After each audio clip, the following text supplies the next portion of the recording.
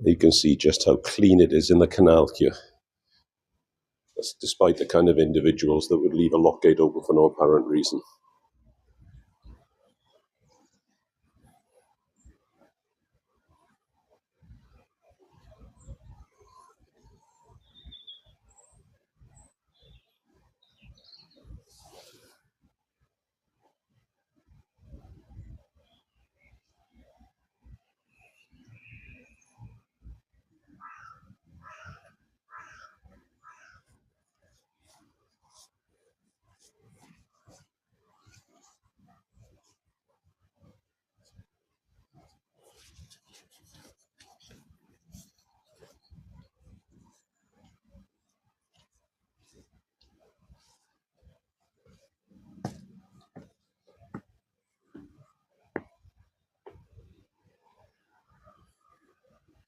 Standing with my back to lock 14, you see the canal takes a bit of a left-hand turn. You can just about see the beginning of lock 15.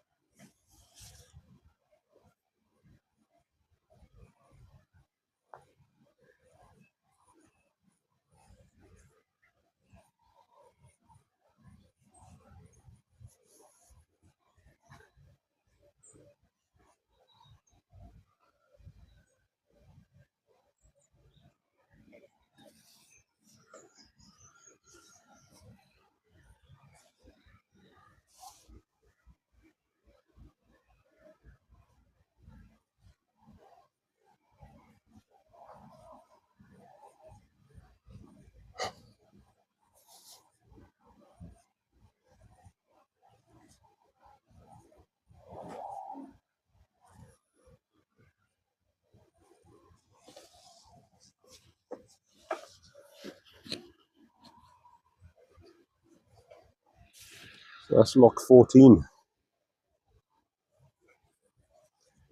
Heading up the old main now towards the town direction.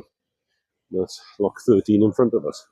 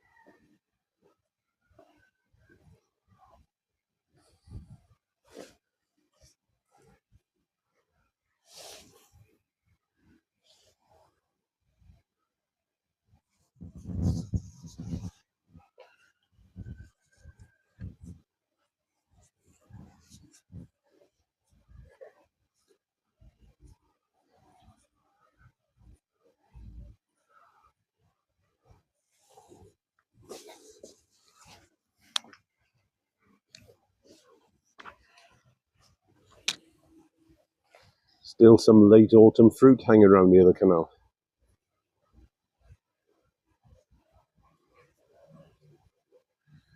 Here's lock 12. It's got the incinerator chimney in the background.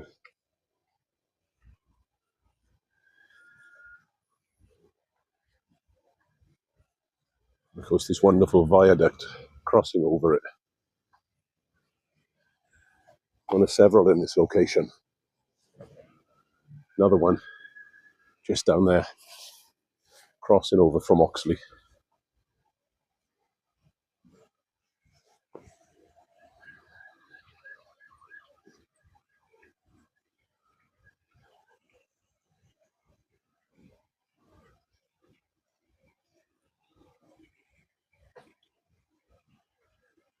Gnarled old tree standing on its own on the opposite side of the lock.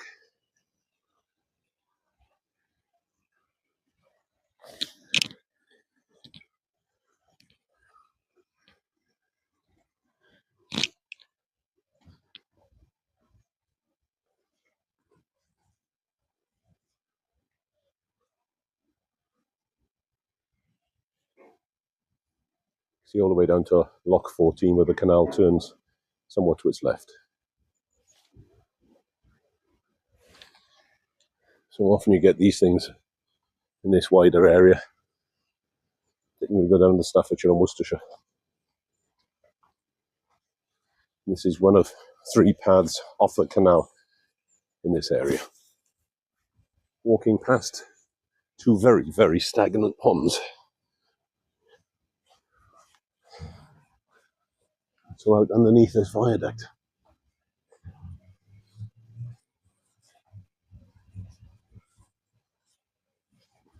The line north.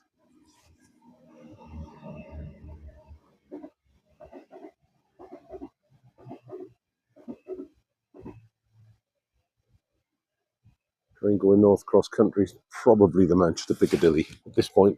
There's a huge amount of undergrowth that's separating the road from the canal, which is a good job because you have a small industrial estate just back up there, including the Tesla garage, and then the science park. There's the tail end of that, northern end of that viaduct coming up there. So that's the location of Lock 14 there. Lock 15 is just down there at the end where the main road is. And you may not be able to hear it, but I can hear a huge amount of water running down in there.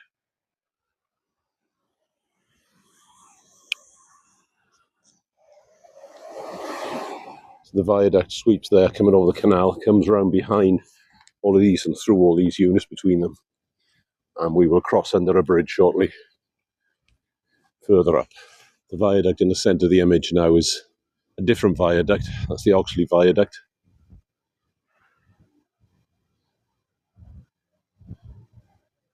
Takes you out on the line to Shrewsbury and Wales.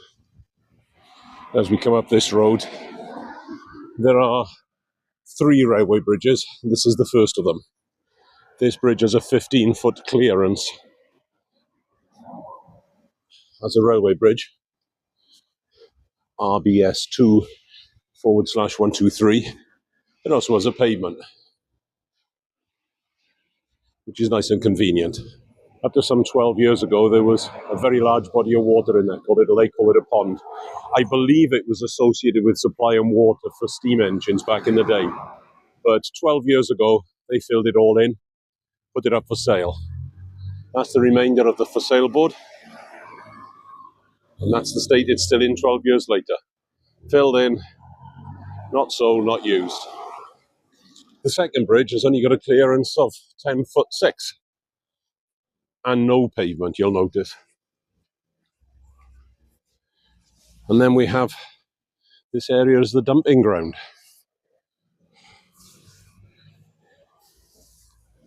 This should be exciting because this bridge has only got a clearance of 9 foot.